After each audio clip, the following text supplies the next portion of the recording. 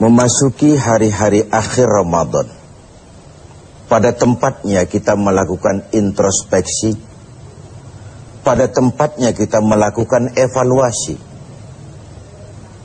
Kalau bulan Ramadan ibarat bulan kawah candra di muka, di mana kita dilatih, digembleng, digojlok jiwa kita ini, maka seorang petinju masuk latihan, keluar latihan, tentu saja tinjunya makin hebat. Seorang petenis masuk latihan, keluar latihan, tenisnya makin hebat. Itu atlet. Kalau latihan tiap hari tapi main kalah terus, orang kan menilai, buat apa latihan, Bung, kalau mainnya kalah terus. Sepanjang Ramadan sebulan penuh kita digojlok, digembleng, dilatih. Untuk apa? Menghadapi hidup 11 bulan sesudahnya. Kalau setelah Ramadan kita kalah lagi oleh setan, kalah lagi oleh iblis, alamat latihan kita di bulan ini tidak membawa hasil yang diharapkan. Nah, sebagai bagian dari introspeksi itu, pada kesempatan ini saya ingin menyampaikan sebuah hadis yang memberikan gambaran kepada kita bahwa lagi-lagi ibadah pada dasarnya merupakan satu totalitas, satu keutuhan, yang satu berkait dengan yang lain. Satu hari ketika sedang kumpul dengan para sahabat, baginda Rasulullah Shallallahu Alaihi Wasallam bertanya kepada para sahabat, "Atadruna manil muflis?" Sahabat-sahabat sekalian, kalian tahu siapa sih orang yang bangkrut itu? Orang yang sial, orang yang tidak beruntung, siapa mereka? Bangkrut, sial, tidak beruntung, merugi. Kalimat yang kita mendengarnya saja sudah risih, apalagi mengalaminya. Semua kita ingin menghindar dari kebangkrutan, kerugian, kesialan. Nah, Nabi bertanya itu kepada sahabat, tahu nggak kamu siapa orang yang bangkrut, orang yang sial, orang yang tidak beruntung? Macam-macamlah jawaban para sahabat ketika itu. Ada yang menjawab, ya Rasul, al-muflisu fina man la dirham lahu wala mata'. Menurut pendapat kami ya Rasul, orang bangkrut, orang sial, orang tidak beruntung itu man la dirhamalah, orang yang tidak punya uang dan tidak punya harta. Apalagi mau lebaran macam begini, orang yang tidak punya uang dengan orang yang punya uang, janganlah gaya hidupnya, gaya jalannya saja lain. Uang tuh katanya raja, katanya. Lidah yang paling fasih untuk bicara, uang. Senjata yang paling ampuh maju ke medan perang, uang.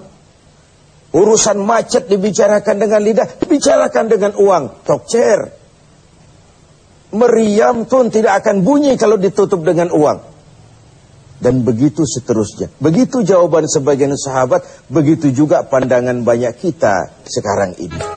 Begitulah memang bahwa materialisme, hedonisme menggiring kita untuk menilai seseorang dari penampilan. Maka berpayah-payahlah kita menghabiskan sejumlah dana untuk mengurus penampilan ini.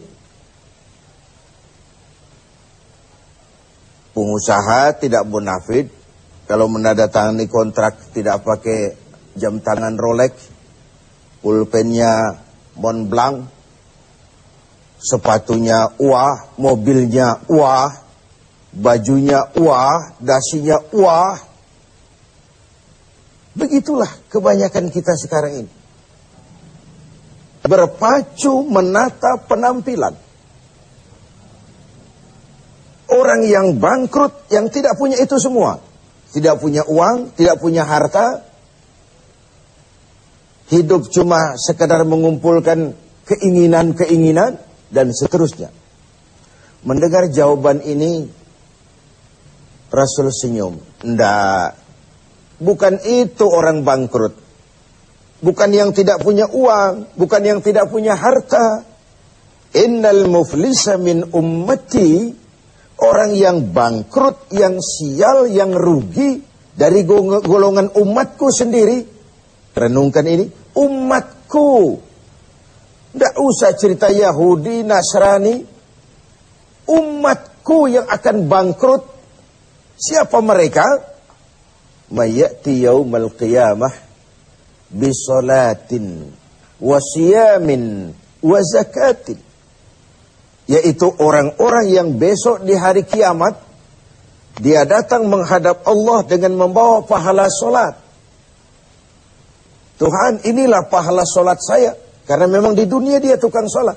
Ini solat yang wajib, ini solat yang sunnah, rawatibnya, nawafilnya. Wasiyamin, dia juga datang menghadap Allah dengan membawa pahala puasa. Puasa wajib Ramadan, puasa sunnah Senin Kemis, puasa 10 hari Syawal, puasa Rajab, dan begitu seterusnya. Wa zakatin, dia juga datang membawa pahala zakat, karena di dunia dia juga bayar zakat, suka sodakoh, dan seterusnya. Di satu sisi, dia datang menghadap Allah, membawa pahala seluruh ibadahnya. Ya solat, ya puasa, ya zakat. Cuma sayang, kata Nabi. Di lain pihak dia datang juga membawa kesalahan. Kesalahan apa? Wa ya'ti qad syatama hadza. Dia juga datang bawa kesalahan karena waktu hidup dia pernah mencaci maki orang lain. Syatama hadza, pernah mencaci maki orang lain. Wa qadzafa hadza, pernah memfitnah orang lain. Wa akala mal hadza, pernah memakan harta orang dengan cara yang batil. Wa syafaka dama hadza, pernah mengalirkan darah orang lain tanpa alasan yang benar. Kalau ini yang terjadi, bagaimana nasib? Di satu sisi datang membawa pahala ibadah kepada Allah. Di lain sisi datang membawa kesalahan karena pernah menyakiti orang lain. Kalau inilah yang terjadi, maka kata Nabi, ketika dia sedang asyik lapor, Tuhan, ini pahala sholat saya. Datang orang lain, sebentar dulu Tuhan, dia memang ahli sholat, tapi saya pernah dicaci maki di depan orang banyak tanpa alasan yang benar. Hancur hati saya. Di dunia saya tidak bisa menuntut dia karena posisinya lebih tinggi. Di sini saya menuntut keadilan. Benar orang ini pernah kau caci maki? Iya Tuhan. Tanpa salah? Iya Tuhan. Cuma untuk menunjukkan prestasimu sebagai orang besar, orang berpengaruh, orang berwibawa. Enak saja kau caci maki orang di depan orang banyak. Ya Tuhan, sini pahala solatmu berikan kepada orang yang kau caci maki itu. Pahala solatmu berikan kepada orang yang kau caci maki itu.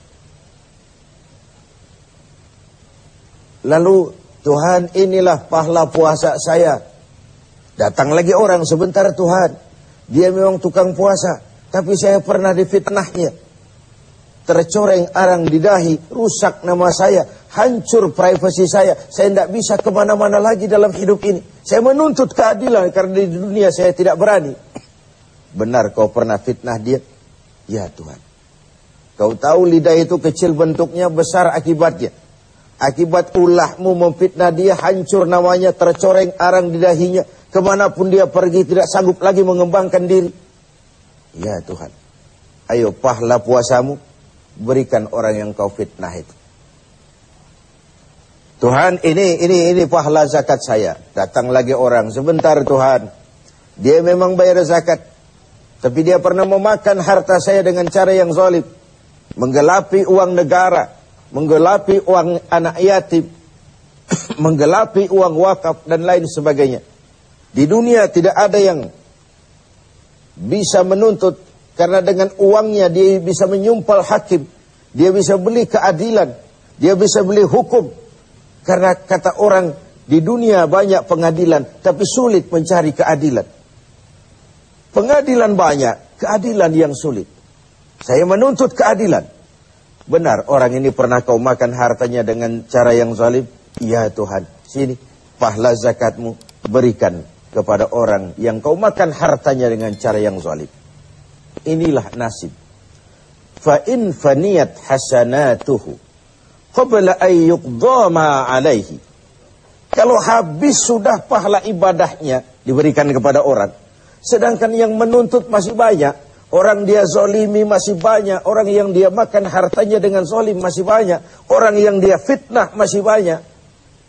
Apa yang terjadi? Ukhiza min khatayahum.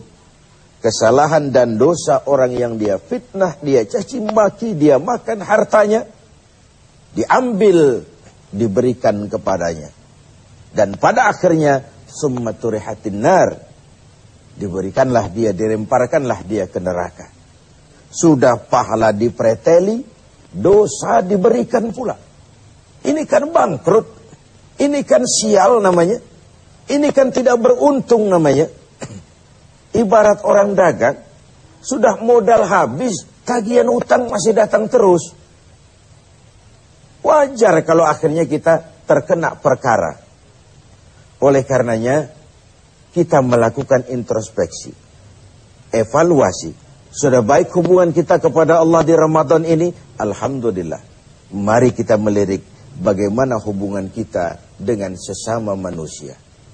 Semoga evaluasi ini memberikan sebuah arah yang memperbaiki hablum minallah dan hablum minan nas kita. Hubungan vertikal dan hubungan